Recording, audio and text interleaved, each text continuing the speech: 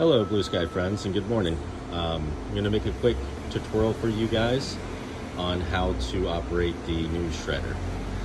The shredder that you guys have is very similar to this one. You have a little bit more horsepower than we do on this particular model, but it's set up the same. You've got obviously your on switch here. Turn that on to start the machine. Press the green button for the shredder to go forward. You always want to shred in the forward position. The reverse position is if you have a jam and you need to back the blades up, you have to actually hold that down while it's backing up. Once you release it, it stops. The green button, you don't have to hold that one down. Once it's in forward motion, it continues to run. If you ever need to stop the machine for any reason, there's an emergency stop button. You just press it and it shuts the machine off. If you do get a jam, or if you need to go forward and it's having a hard time shredding the hard drive and you think you need to reverse it and then go forward again, before you go to the reverse, if you're in forward, you must stop the machine, then put it in reverse. Very important. Over here, our machine just has a label that says SSDs only. This is our hard drive side. On your machine, you're gonna have it actually etched in.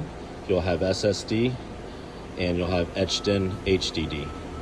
On the very, very, very important, because the blades are very fine, very small and close together for shredding of smaller items.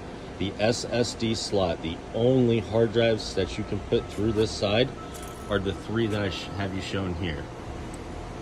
The M2s style and the plastic casing SSD or solid state drive. On the larger side here, can take anything from server to a regular 3.5-inch hard drive to the 2.5-inch hard drives.